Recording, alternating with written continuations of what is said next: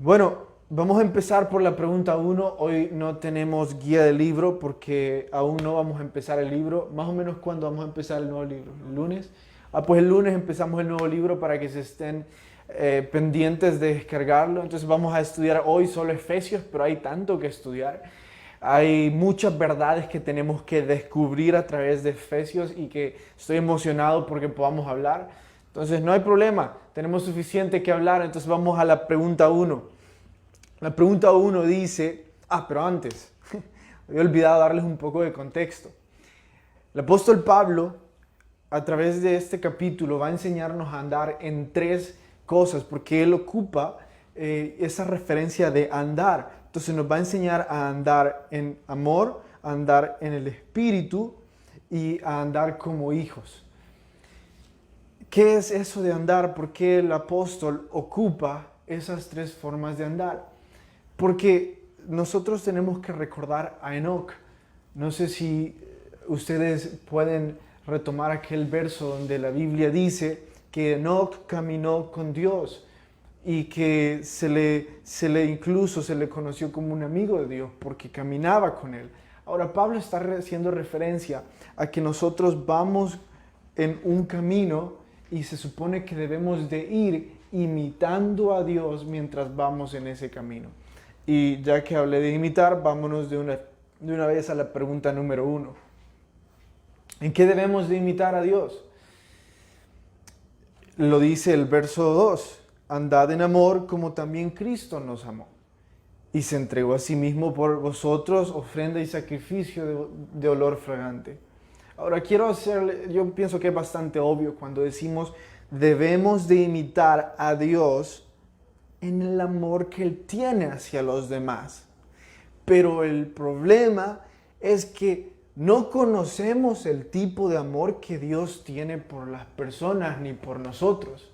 Lo digo porque he escuchado cantidad de personas hablar sobre un amor indulgente, irreverente y casi de forma idólatra hacia otros, bajo la bandera de amar como Dios nos ha mandado amar al prójimo. No es así. La idolatría, la indulgencia no son amor. Entonces, Carlos, ¿cómo entonces deberíamos de amar si queremos andar como Dios o imitar a Dios si queremos ser hijos de Dios? Bueno, piensen en esto. Es algo casi por naturaleza y está biológicamente comprobado que la mitad o más de la mitad de lo que una persona es el resultado de imitación. Nosotros los humanos imitamos casi todo lo que vemos, desde que somos unos pequeñitos. ¿Pasó algo bien? No.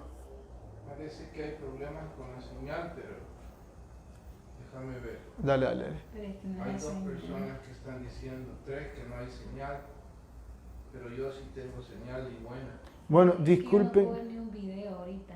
Pensé que era mi señal, pero es algo como de Facebook, no puedo ver ni un video.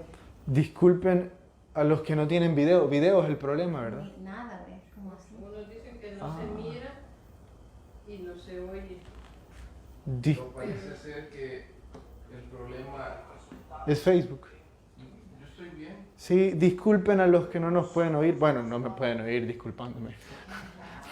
Entonces, Dicen que uno sí se ve bien y se escucha bien, creo que es algo. bueno, hermanos, los que están escuchando, oremos para que los que no están escuchando pronto puedan escucharnos. Es una lástima, la verdad, que Facebook esté fallando. Esta vez no somos nosotros y como yo siempre le había dicho a mi papá, Scrutopo solo quiere molestarnos. Entonces siempre encuentra las formas. No sé si les habíamos contado que habíamos encontrado una aplicación en el celular para poder hacer de la transmisión un poco más profesional. ¿Y saben que se arruinó? Se arruinó la aplicación de la nada, simplemente se arruinó. Y no hay explicación. Entonces, gracias a Dios que hay algunos que sí están escuchando. Entonces, sigamos. Como les decía, naturalmente los humanos solemos imitar todo. Y eso lo podemos ver desde que somos muy pequeños. Ustedes ven a un niño y ustedes ven a un bebé y debemos de saber esto.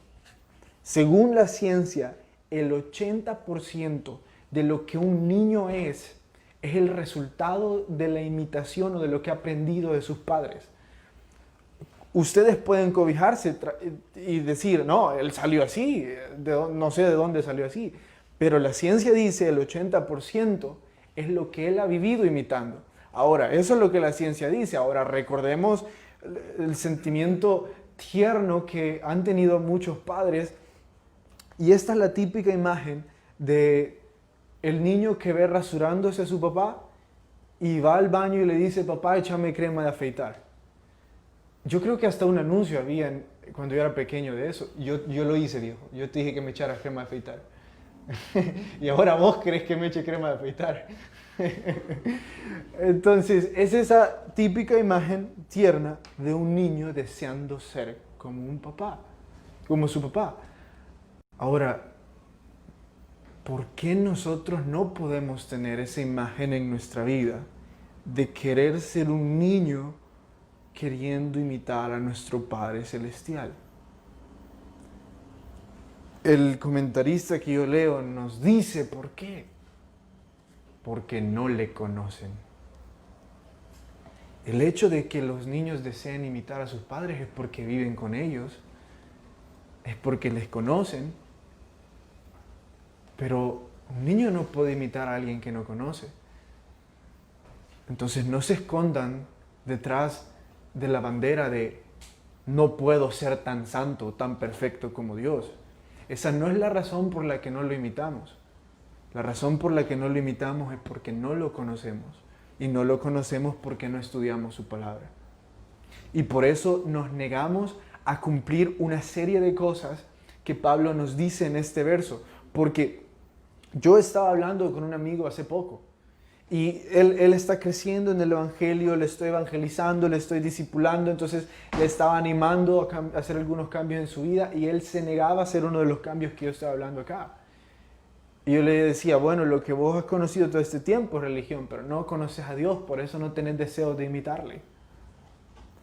Pero mientras vamos conociéndole más deseos tenemos de ser como Él y de cumplir su palabra cuando nos dijo, sed santos porque yo soy santo. Vamos ahora a la pregunta número 2. Y estos ya son uno de los consejos prácticos que Pablo nos está dando sobre cómo deberíamos de andar siendo hijos, andando en el amor y andando espiritualmente. La pregunta 2 dice, o el ítem 2 dice, describa cómo deberían ser nuestras conversaciones. Bueno, el verso 4 lo dice de mejor forma de la cual yo alguna vez podría decirlo. Nuestras conversaciones no deberían de tener palabras deshonestas, ni necedades, ni tronerías, que no convienen, sino antes bien en acción de gracias. Les voy a decir algo que a lo mejor ustedes no se habían dado cuenta. ¿Quién inventó la comunicación?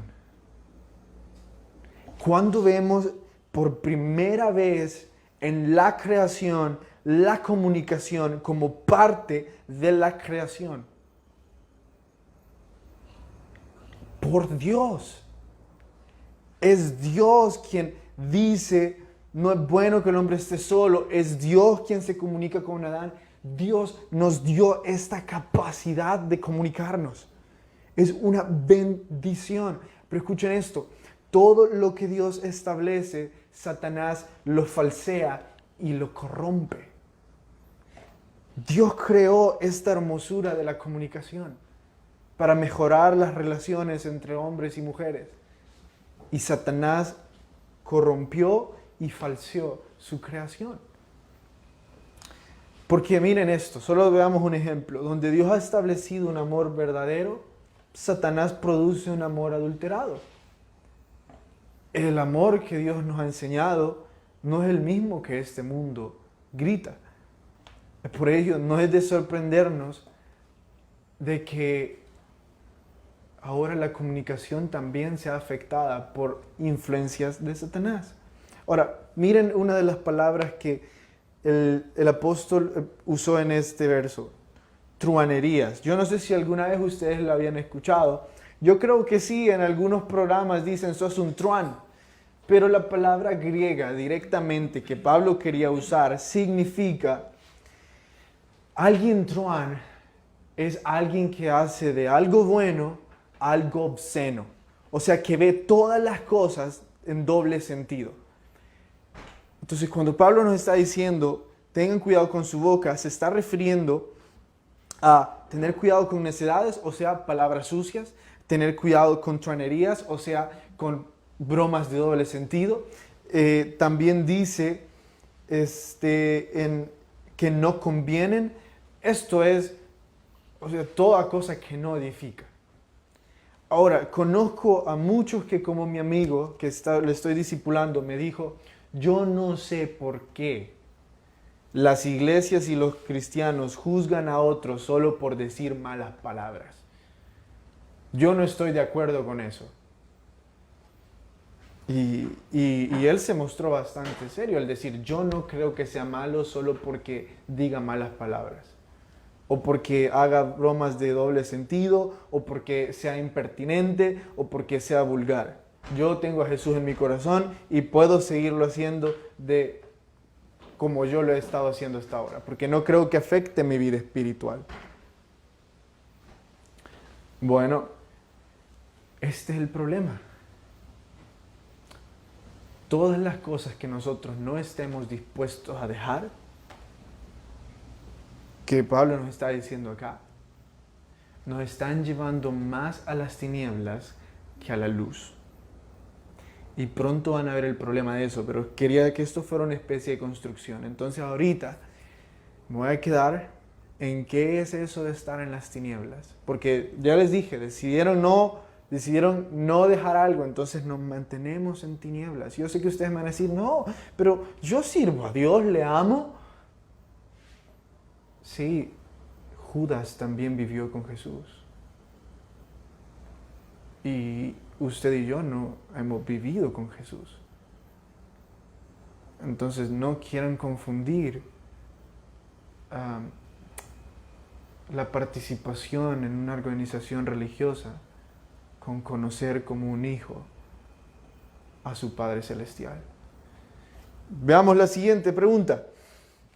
¿Cómo puede alguien levantarse de entre los muertos? A esto me refería. Pablo está refiriéndose a esto de que cómo puede alguien levantarse de los muertos, no porque esté muerto literalmente, sino porque todos recordamos que en el jardín del Edén, Dios le dijo a Adán, hey, si llegas a comer de ese árbol te vas a morir. ¿Y qué pasó? ¿Murió? No, pero sí murió espiritualmente. Ahora, todos aquellos que no han recibido a Cristo no pueden vivir en realidad. Ese verso también lo encontramos en Isaías 61, por favor guárdenlo para vuestra edificación. Pues Pablo básicamente les está diciendo, despierten, no sigan viviendo en esa misma muerte. La 6, ¿qué es andar como sabios? Bueno, la palabra necio que en este momento está ocupando Pablo al referirse a anden como sabios, no como los necios, no se refiere a una persona insensata o irresponsable, sino que está hablando o está usando la definición bíblica de necio, que es aquella persona que en su corazón ha dicho no existe Dios. Por lo tanto, yo puedo comportarme de la forma que yo quiera. Ahora pensemos en este ejemplo. Pablo empezó, la introducción de su capítulo fue, hey, véanse como niños con sus padres. Un niño cuando no está con sus padres, déjenme decirles este secreto, padres, pero sus hijos, cuando ustedes no están con ellos, son muy diferentes. Y dicen cosas que no dirían mientras están con ustedes. Es secreto, no lo vayan a divulgar. Ahora, ¿por qué les digo esto? Porque ustedes y yo, si Jesús estuviera frente a nosotros, no ocuparíamos las palabras obscenas o no diríamos las bromas de doble sentido o no hablaríamos las cosas que hablamos si realmente creyéramos que está ahí. Y entonces, ¿por qué lo hacemos? Porque hemos dicho en nuestro corazón, puedo hacerlo porque no me importa si Él está ahí o no. Puedo andar como necio porque no me importa si Él está ahí o no. ¿Y por qué no me importa? Porque no creo que esté ahí. Entonces, ¿dónde está la doctrina de que Dios está en nuestro corazón? ¿Dónde está la doctrina de que Dios es omnipresente, que siempre está? ¿Vieron cómo nos hace falta conocer a Dios? Veamos la pregunta número 7. ¿Cómo puede alguien ser lleno del Espíritu Santo? Y es que Pablo dijo en el verso 18, no os embriaguéis con vino, en lo cual hay disolución, antes bien sed llenos del Espíritu Santo. Necesito decirles esto porque no quiero que alguna vez alguien se los venga a decir y ustedes digan, en mi iglesia nunca me lo enseñaron. Entonces quiero estar seguro que ustedes saben todas estas partes teológicas que son importantes.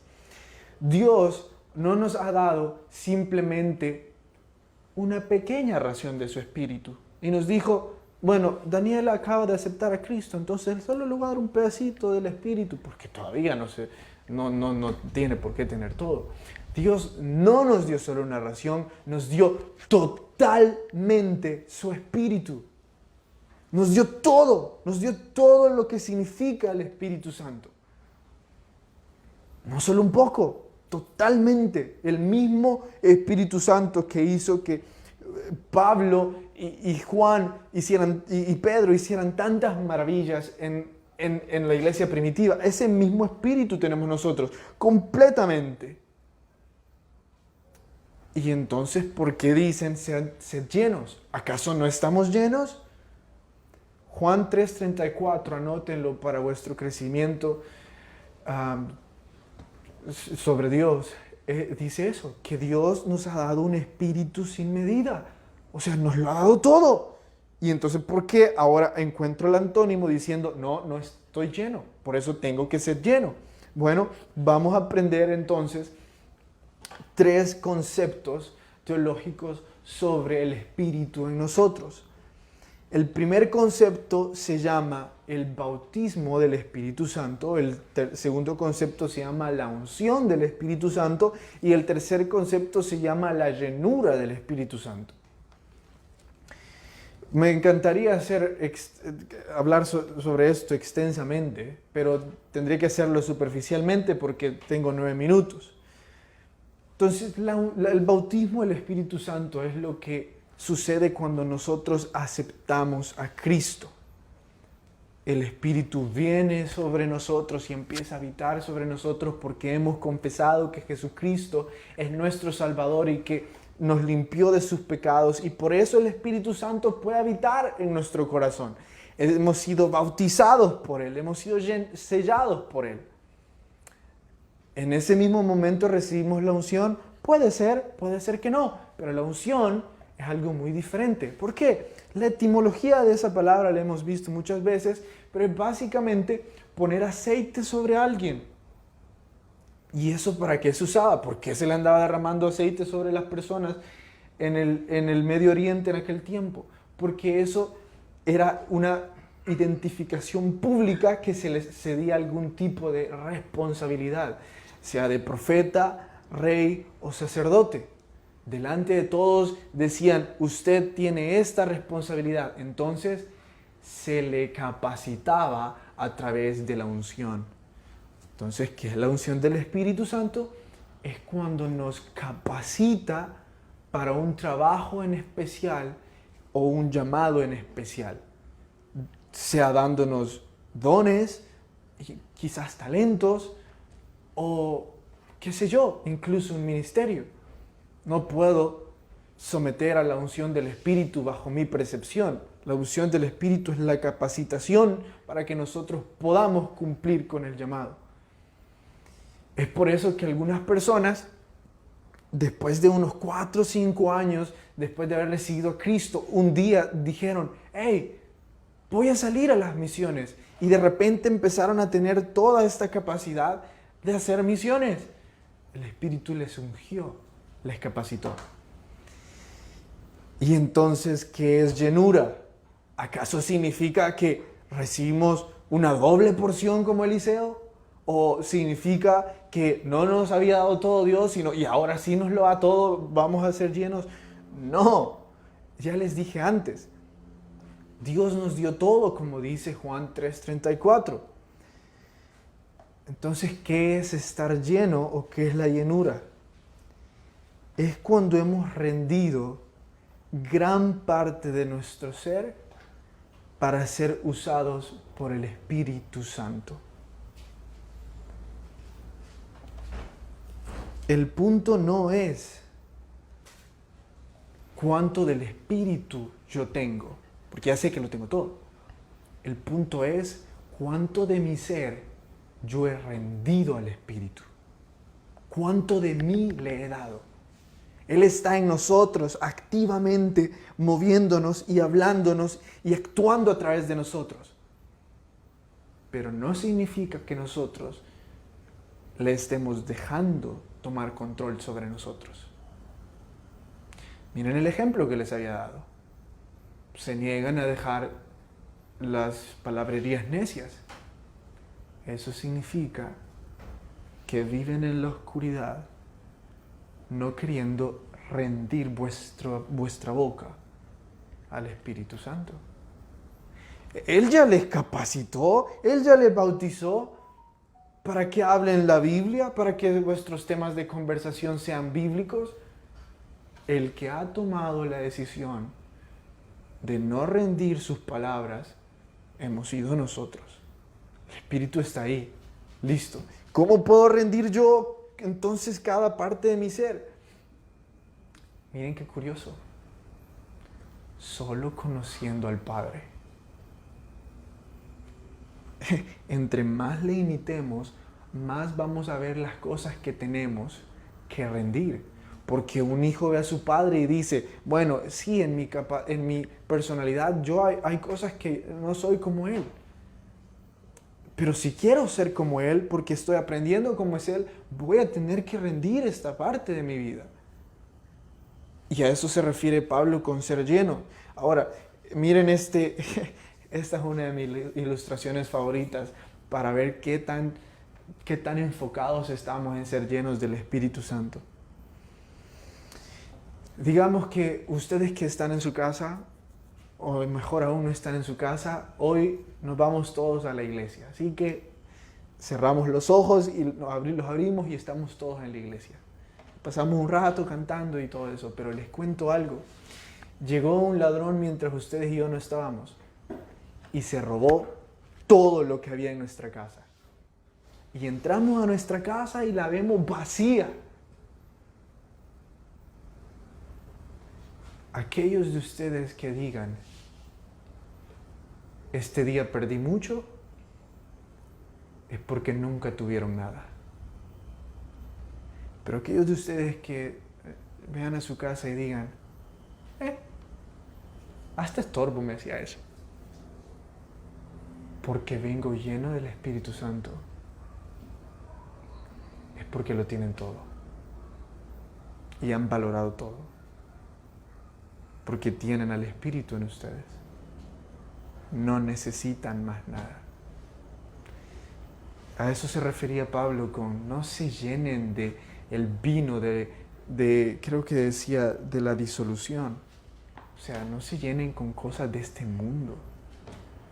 Llénense con el Espíritu. La última verdad que Pablo habla, y está en la pregunta número 8, en el versículo 22 también, ¿por qué las casadas deben de estar sujetas a sus maridos?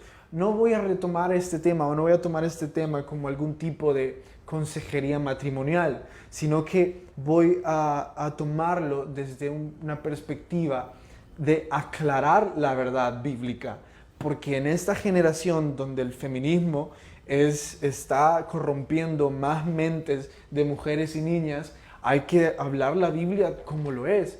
Y muchas organizaciones toman un pedacito de la Biblia, lo enfocan, así como son todos los noticieros bárbaros, Y de ahí dicen, esta es la verdad, y por eso odiamos, y por eso creemos que la Biblia es machista y cosas así. Entonces también toman este verso donde dice, las mujeres sean sujetas a sus maridos, y dicen, te queremos libre, no sujeta ante nadie.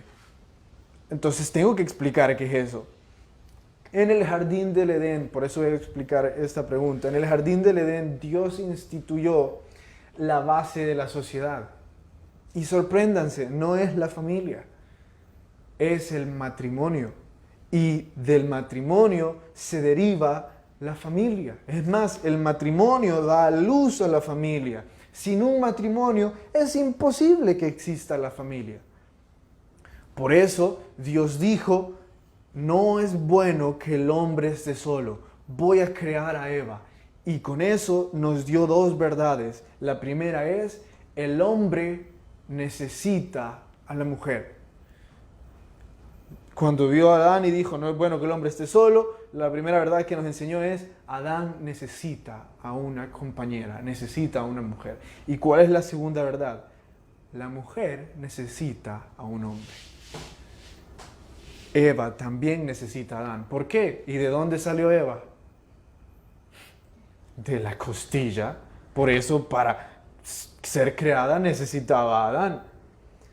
Por ello, la mujer que no esté dispuesta a someterse a su esposo, básicamente dice que no necesita ninguna figura de protección de una fuerza mayor en su vida. Pronto también creerá que no necesita de Dios.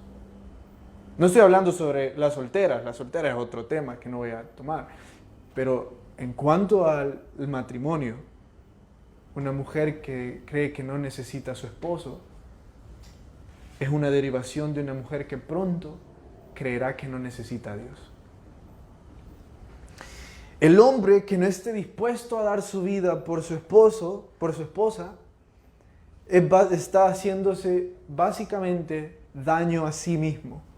Porque dañar a una mujer es clavarse a sí mismo una estaca de palo en el corazón, hundirla hasta el fondo, hasta destruirnos a nosotros mismos como hombres. Por eso Jesús dijo, inspirando a Pablo, amen a sus esposas, hombres, como yo amo a la iglesia. Estén dispuestos a rendir todo por ellas. Ahora ustedes me dicen, mira, pero mi esposo no es nada de eso. Mi esposo no me ama de esa forma. Dios dio bastantes lineamientos sobre con quiénes deberíamos o no unirnos en matrimonio. Quizás fueron ustedes los que lo eligieron y no. Ahora, esto es lo que Dios ha diseñado para el matrimonio. Nuestras oraciones deben de ser que los matrimonios de nuestra iglesia quieran seguir este ejemplo bíblico. Al menos esforcémonos nosotros por seguirlo. Qué bueno que estuvieron con nosotros. Nos vemos mañana a las 8 para seguir y para terminar Efesios. Que el Señor les bendiga.